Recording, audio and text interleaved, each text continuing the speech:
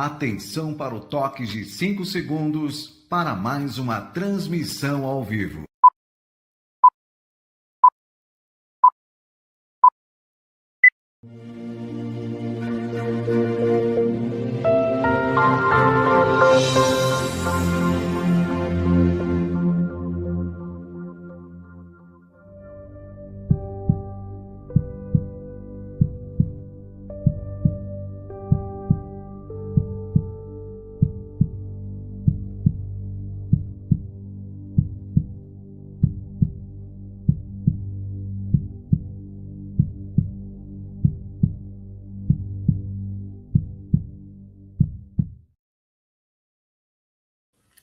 Hello, dear friends.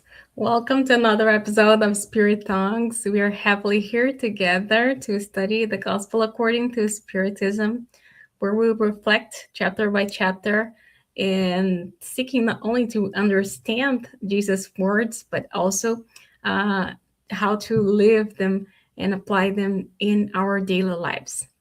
And today we're going to talk about this chapter that I love a lot is love your neighbor as yourself. So we will talk about treat others as we would like to be treated. So let me ask you something. Have you been treating yourself the way you would like to be treated? And have you been kind to yourself, or have you been your own harshest critic? Because the way we treat ourselves, the way we love ourselves, is how we deliver also our emotions, our treatment to whoever is in our side. So for us to start, we're going to read a gospel passage that talks about the Pharisees. And they heard that Jesus silenced the Sadducees, and they gathered together. And one of them, a doctor of the law, asked him a question to test him. So they were all the time bringing up new strategies to test Jesus, to try to find a reason to kill him. So he asked, Master, which is the greatest commandment in the law? And Jesus answered him, You shall love the Lord your God with all your heart, with all your soul, and with all your mind. This is the first and greatest commandment. And the second is like it. You shall love your neighbor as yourself. On these two commandments hang all the law and the prophets. So in the Gospel according to Spiritism, it is written that to love the neighbor, to love somebody else, we have to love ourselves first. We do for others what we want others to do for us. So this is the most complete expression of charity. Before I take any action, I would put myself in the place of that person and think, what would I like someone to do to me if I were in the same situation? And here something very deep begins in these words of Jesus, because how am I going to love somebody else if I do not know how to love myself? If I do not take care of myself? If I do not forgive myself? So if I don't look at myself with mercy, how am I going to sustain this with someone else? So I ask you, have you been taking care of your mind, of your body, of your soul? Or do you put this action to external things? So sometimes we expect things to come from the outside, but in order to be raised in vibration of love, we need this to come from the inside, from our inner care. This is the basis, this is the foundation for raising our love frequency. So because the level of love we have for ourselves is the limit of the love that we are able to offer to others, Jesus points this as something so important so that we can develop our love. So when I can look at my potential, when I can seek to develop myself, I will also develop others better. So when I look at my mistakes with mercy, without sinking into guilt, but taking responsibility by my actions, I become more compassionate toward the others' mistakes too. And when I take care of my mental health, of my physical body, that is also very important.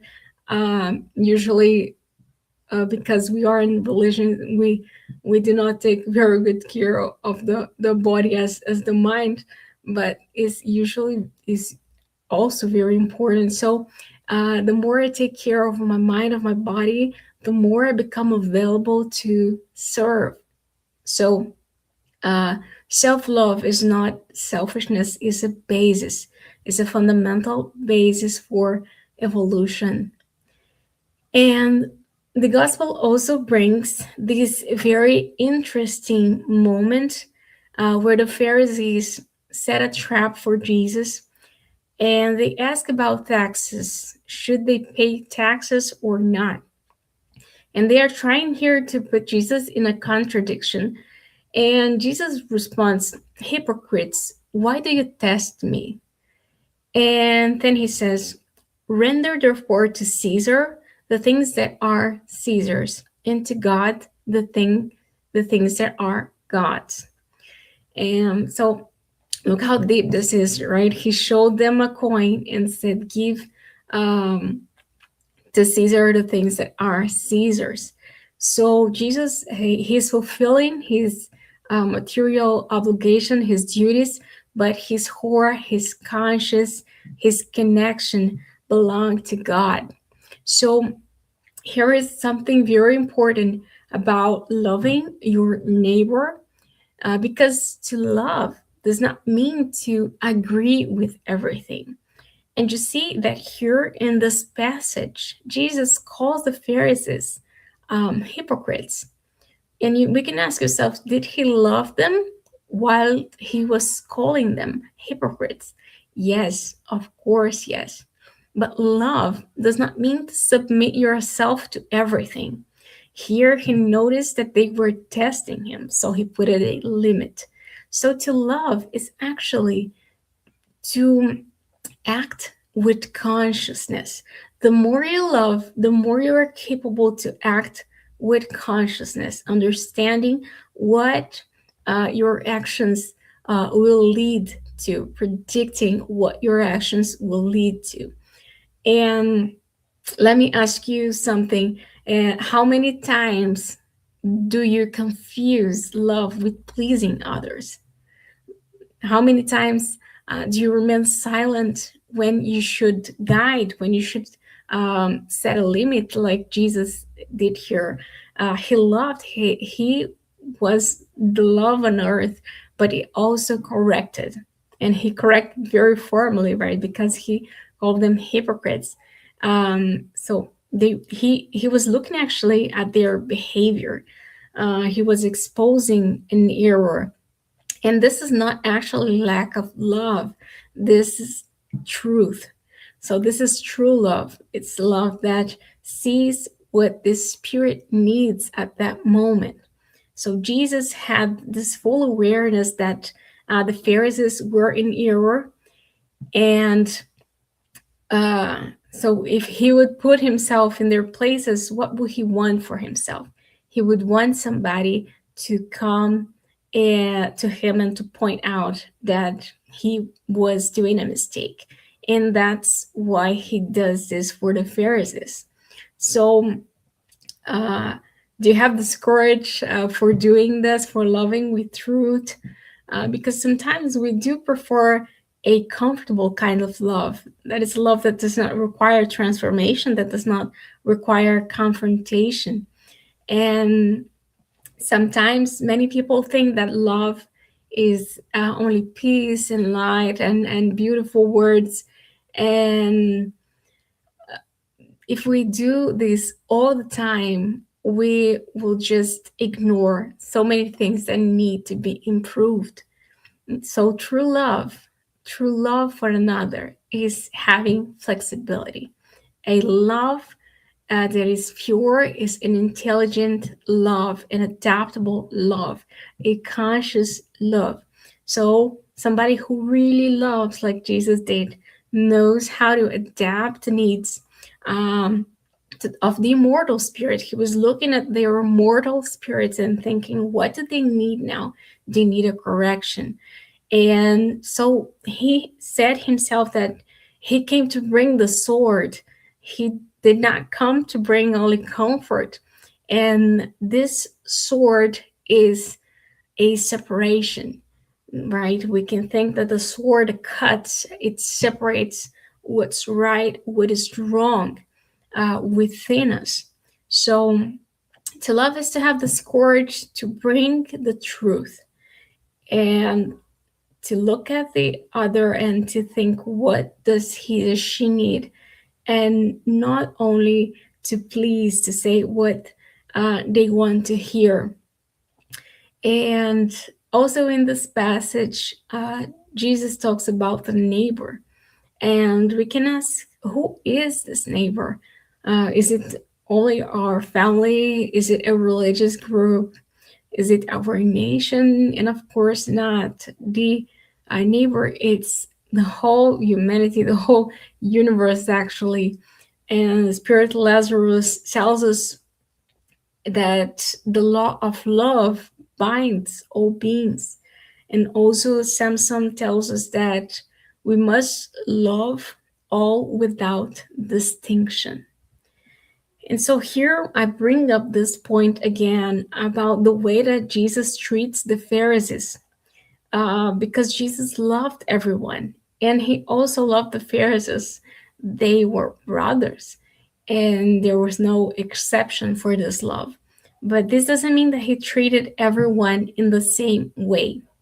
So he knew how to act according to the evolutionary stage of each one. So he did not condemn anybody, but he saw everybody as brother, and he had this conscience that love does not mean that he wouldn't set boundaries. So he corrected, he confronted when necessary, because love is also to see the error and to not pretend that it's there because you want to help that person. So in this context, sometimes love will mean that you will give a hug, but sometimes it means that you will stay silent. Sometimes you will be present in somebody else's lives, but sometimes if it is a toxic relationship, love will mean distance. Love can be to welcome somebody, to say beautiful words, but sometimes love can be to correct somebody that is doing a mistake, say whatever needs to be said to call a hypocrite if that's needed. And that's consciousness, that's love that is conscious. And Emmanuel tells us that so that we love more, we need to overcome selfishness.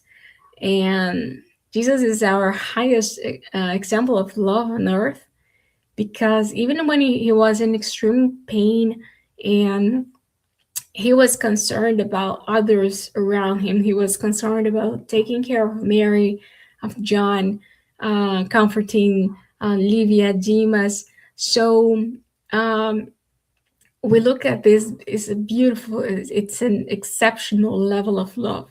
Even if you're hurt, you're able to care of somebody else. You're not crying for yourself, but you're caring about others.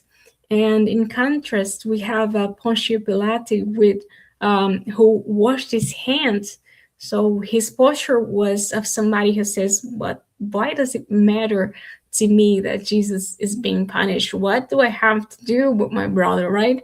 So this is the contrary of love. And in this sense, we can replace what does it matter to me with what can I do to help the other evolve spiritually. And this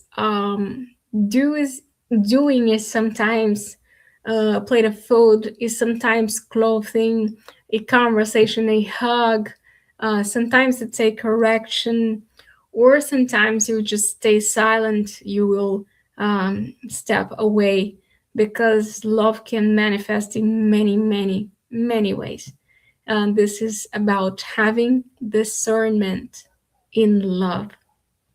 So, my friends, we have reached the end of today's episode. It was a pleasure to be here with you, discussing more about love.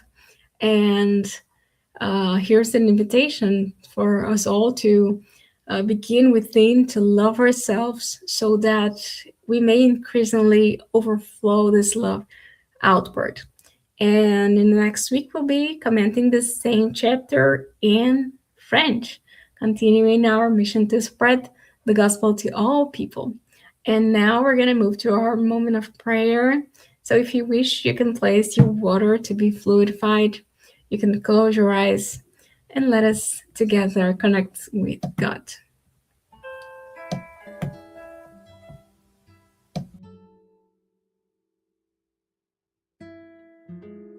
Lord Jesus, in this moment of silence and reflection, we raise our thoughts to you, thanking you for the opportunity to reflect and grow.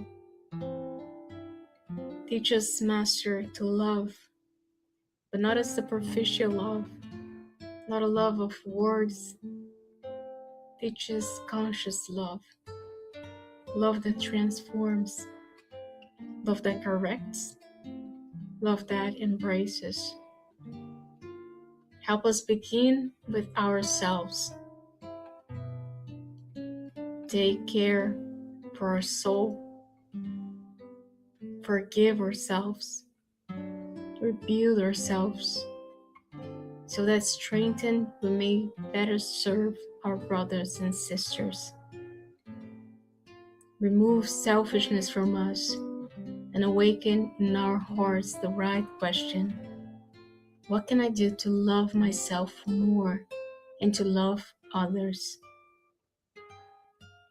May we be instruments of your love in every word, in every action, and in every choice. Bless our water, that it may receive your energies of peace, balance, and healing. And may we continue to become more conscious, more loving, and closer to you. Stay with us today and always. So be it. Não esqueça de curtir o vídeo, se inscrever no canal e ativar as notificações.